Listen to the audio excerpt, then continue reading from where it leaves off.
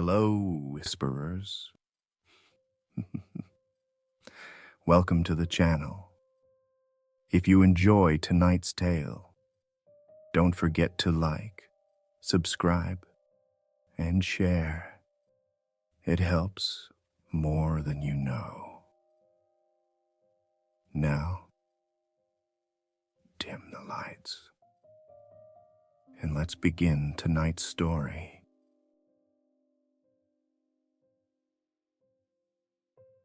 I didn't expect the crate to exist. It was tucked under a beam in the attic, heavier than wood should be, marked with my grandfather's name, Isaac Moore, and a faded U.S. stencil that ended in burn marks. The air around it smelled like oil and rot. When I pried it open, the hinges bled rust. Inside was a black notebook, thick, leather-bound, the strap fused with age. I broke the strap and opened it. The handwriting inside was clean, sharp, like someone who'd been trained to catalog horror without letting it touch him. The first line was dated December 14th, 1944, Ardennes, Germany. What follows are his words. December 14th, 1944, Black Forest Sector. Cover orders, morale inspection. True orders. Eliminate all remaining Nachtblut assets. Snow, 2 feet deep. Visibility, minimal. 6 Marines, 1 captain, 1 deniable. That's me. We advanced through fir trees so quiet you could hear your own blood. The men were half frozen, boots stiff, knuckles split open from cold. When we found the first body, they gathered around it like it might offer warmth. Wehrmacht uniform, no bullet wounds, throat chewed open, jaw dislocated, spine curved backward like it had tried to crawl out of itself. The snow under him was pink slush. Corporal Haynes said, "Jesus, that's a bear, right?" I knelt. The punctures weren't from claws, too symmetrical, too deliberate. The edges of each wound were blackened, cauterized by friction, like something with metal in its bones. Not a bear, I said. His tongue was missing. Everything else was intact. December 15th. The second body was American. We don't belong this deep behind the line, so that meant we weren't the first ones here. His chest cavity was open, no organs. Just a wet cavity steaming in the cold. His ribs were cleanly split apart. Precision, not frenzy. The Germans called their experiments controlled aggression. I'd seen the early drafts. Caged wolves fed morphine, stitched into human torsos. The black sun insignia on the file matched the one on this man's parka. We followed boot tracks through the trees until the world smelled like copper. The trail ended at a village that looked bombed from the inside. Houses half collapsed, windows coated in frost, thick enough to hide shapes behind it. The silence felt packed with breath. The captain ordered a sweep. We found the church by accident. The door hanging from one hinge, candles melted into puddles of black wax. There was blood on the steps. It looked old until the wind shifted and the metallic scent hit. Fresh, basement level. Steel door. Not standard issue. Padlock. Industrial. German. I pried it off. Inside, concrete hall lined with cages, some open. some still latched with hands pressed against the bars from the inside, bones where flesh had once been. The walls were scored with 4 deep grooves that went floor to ceiling, as if something had tried to climb out and remembered it didn't need to. Every crate stenciled NBLUP, Nightblood, Lupine. Haynes vomited into his scarf. The sound echoed forever. At the end of the corridor, a cell with its door ripped outward. Inside it stank of wet fur and disinfectant. The lights were dead, but I didn't need them. There was movement, subtle, too deliberate to be a draft. "Contact," I whispered. We formed up, 5 rifles, safeties off, barrels steady. The darkness breathed. Then the screaming started. Human, close, Klein. It came from the room behind us. He'd wandered from formation, following the sound of crying.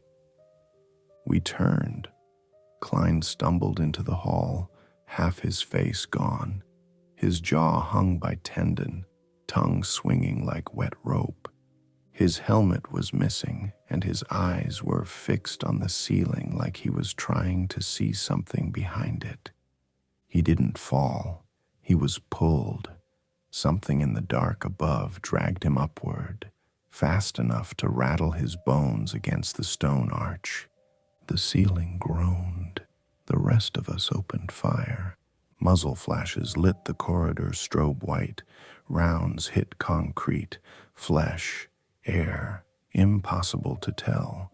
Bits of Klein rained down. His rifle clattered beside me, still warm. I caught a shape in the flashes, too tall, wrong-jointed. Its back bowed and straightened like it was unfolding from a crawl. The eyes found me through the flicker, yellow, rimmed in red. Its teeth weren't fangs, just human teeth made wrong. Too many, overlapping like coral. "Fire!" the captain shouted. We did. The first burst staggered it. The second blew pieces off, but it didn't stop. It came through the bullets like they were weather. Haynes screamed something about silver, but no one carried silver. I pulled an ampule from my pouch. Field Solution 17, silver nitrate in suspension. The only thing we'd made that burned hotter than the infection it was meant to kill. I slammed it into the beast's chest and fired through the glass. The detonation painted the corridor in orange fire. Skin bubbled, blackened, slid off the bone in wet sheets. The smell was cooked hair, rotten pennies, and snow turning to steam. The creature clawed at its own chest, shrieking with a voice that hit wrong frequencies, made blood trickle from my ear. Then it moved again. The top half, still alive, lurched forward, clawed at my leg. Its fingers split where the heat had cracked them, bone showing through. It grabbed my pant leg and tore upward, skin and fabric in one strip. I fired again. The head burst like fruit. Silence. Steam rose from its remains, curling against the ceiling like incense. The firelight caught the faces of the men. 3 left, all shaking, the captain breathing like a man on borrowed lungs. Behind us, more howls, plural. Echoes moved through the tunnels, 1 above, 2 behind. We were surrounded. The captain fumbled the radio. Dead channel, static that whispered back in a language I didn't know. "We can't fight all of them," Haynes said. His voice broke halfway through the word "can't." "They bleed," I said. That's enough. We took defensive positions, back to the wall, rifles raised. The smell hit first, like iron and wet fur and burned antiseptic. Then came the footsteps, soft pads on concrete, more than one. The first thing through the dark wasn't a beast. It was what was left of Klein. No face, just a flap of meat where his jaw had been. His chest stitched itself up with black veins as he moved. He hissed when he saw us, half human, half animal, bones jerking under the skin, like something inside him was wearing him as practice. The captain froze, couldn't pull the trigger. I didn't wait. I shot him through the sternum. He fell like a puppet cut loose. The pack came after. Gunfire thundered. Rounds sparked off stone, shredded muscle, shattered ribs. Blood sprayed into the air so thick it felt like weather. One creature leapt for Haynes. Its claws took his throat and part of his shoulder. The arterial spray coated my face, hot and metallic. He didn't even have time to scream. I emptied my rifle into the mass of fur and limbs. One fell, another replaced it. I swung the butt of the gun into the nearest skull. It cracked like wet wood. "Grenade!" someone yelled. I didn't see who. The blast threw me against the wall. My vision went white. My ears screamed. When it cleared, everything was painted red and black. The hallway was gone, half collapsed, ceiling bleeding dust, bodies twisted together in a heap, men and monsters alike. The captain was in pieces. The one that had been Haynes still twitched, jaw moving, like it remembered prayer. I pushed myself up, chest bruised, one rib gone soft. The creature nearest me still breathed, shallow, rapid, its eyes cloudy but aware. I stepped over the rubble, pulled another ampule, broke the glass with my thumb and poured it into its mouth. It spasmed once, twice, then froze solid, the veins turning silver. 3 survivors, myself and 2 privates.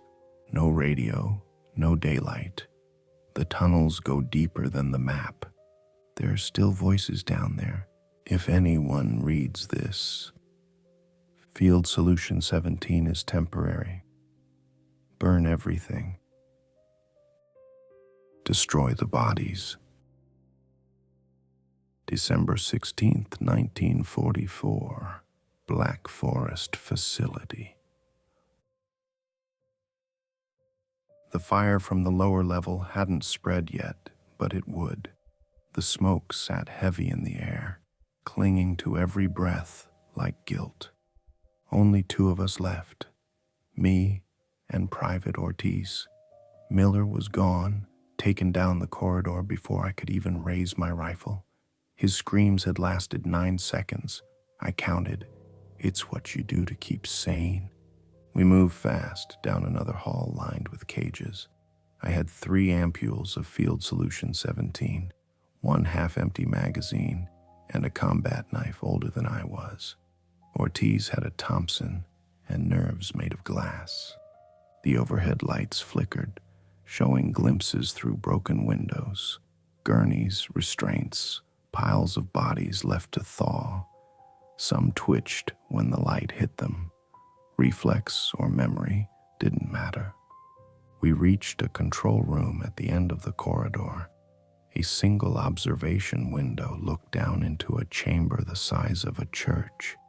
Inside, dozens of silhouettes moved, crawling over one another, tearing at the remains of what had once been human. Ortiz whispered, "There's too many." He wasn't wrong. There were at least 20 of them, wolf hybrids, soldiers twisted and reborn. But they were trapped for now, the heavy blast doors sealed halfway shut. "Fuel lines run through here," I said. "We can choke the whole nest if we hit it right." I pointed at a control lever jammed halfway down the wall, likely for ventilation. Ortiz went for it while I readied the ampules. Then something in the dark above us shifted. The ceiling grates began to rattle. I looked up, saw claws hook through steel. "Down," I shouted. The first one dropped between us, hair matted, ribs showing through, eyes glass bright. Its snout twitched as it found the scent of us. Ortiz fired a burst that took half its head off, but another dropped behind him before he could reload. It hit him full force. Both of them went down. The thing buried its muzzle into his neck, and blood hit the glass in a warm mist. Ortiz screamed once, muffled by fur, then nothing. I fired point blank, emptied the magazine into its back until the slide locked open. The creature folded over him like a dead animal covering its meal. I stepped over them and broke an ampule across its spine. The silver nitrate hissed, burning through meat, melting fur into bubbling sludge. The smell made my stomach twist, but I didn't stop until both were still. I pulled Ortiz's last grenade from his belt. "Thanks, kid." The chamber below was alive now, every creature clawing at the blast door, howling. I pulled the pin, dropped the grenade into the vent line, and ran. The explosion blew the control room apart. Fire bloomed along the walls, rolling like ocean waves, devouring everything. Alarms screamed. The blast doors bent outward, and the things below poured through the gap in a black tide. I ran faster than I ever had. Down the corridor, through the smoke, rounds in the rifle again. Fresh mags scavenged from Ortiz. I turned every corner firing, not aiming to kill, just to slow them. The bullets sparked off stone and tore through the smaller ones. The air filled with gunfire and claws, and the sound of my own boots pounding metal grates. One lunged from the left. I caught it in the throat with the knife, twisted, and drove the blade up under the jaw until it hit brain. Another caught my shoulder with its claws, dragging deep, but I slammed an ampule into its mouth and kicked it back into the flames. I reached the stairwell, blood running down my arm, the journal in my inner pocket soaking some of it up. The tunnel groaned behind me, concrete shuddering as the whole floor began to collapse. "Come on," I muttered. "Not yet." The last creature hit me halfway up the stairs, heavier than the others, slower, maybe smarter. It pinned me against the wall, jaws snapping inches from my throat. I jammed my forearm into its mouth, felt teeth break skin, and shoved the rifle barrel under its chin. One round left. I pulled the trigger. The bullet went through its skull and part of mine. At least that's how it felt. The world blinked white, and the weight of it dropped away. I staggered up the last few steps, lungs raw, ears ringing. The cold night air hit me like a slap. Snow was falling again. The world above was quiet, like nothing below had ever existed. I dropped to my knees outside the church and looked back down the stairwell. The heat shimmered red from below, and something, maybe wind, maybe not, exhaled through the smoke. I pulled one final ampule from my coat and threw it into the dark. The resulting blast filled the hole with fire. That was that. I sat in the snow until dawn. My hands wouldn't stop shaking. When the sky turned gray, I gathered what was left of my equipment and wrote one line at the top of the next page. Nachtblut facility destroyed. Casualties all. Containment partial.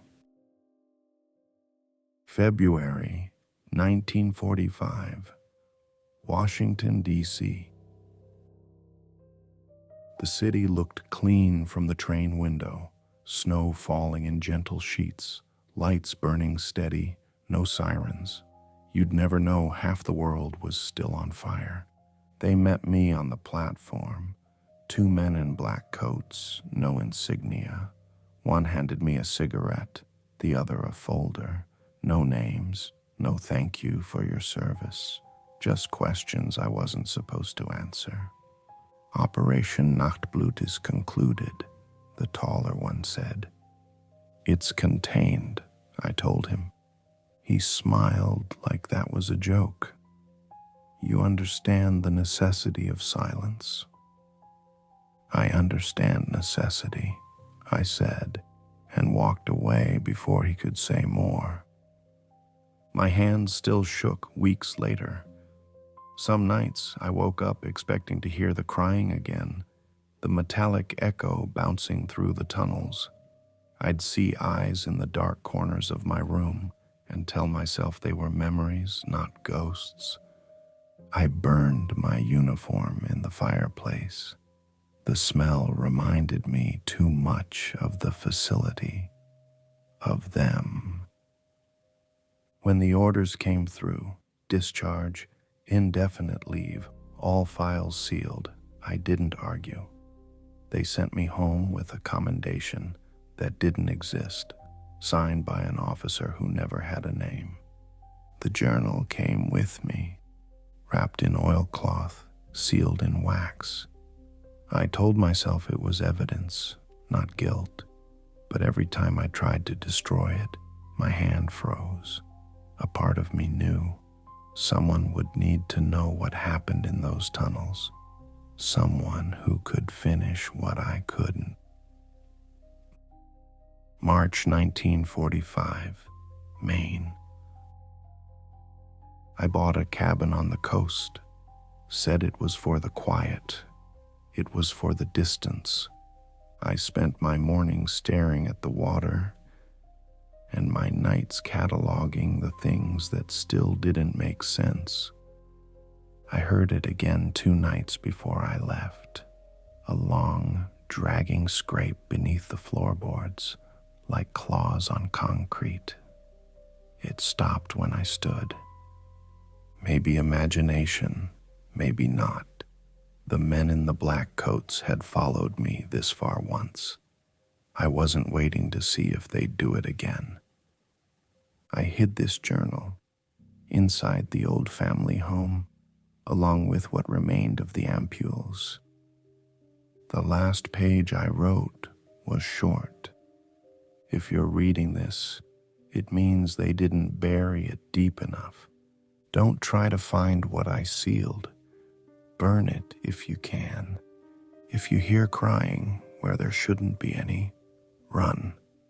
It isn't a man's voice. It just learned how to sound like one. The boards above the crate were cracked when I found them. The wax around the journal had melted and set again. The pages smelled like smoke. Something left claw marks along the bottom of the box. Grandpa never mentioned anything about this to me before he died. But the night I finished reading his journal, I swear I heard something pacing outside the house. It stopped at the door, and for a second, it whispered my name.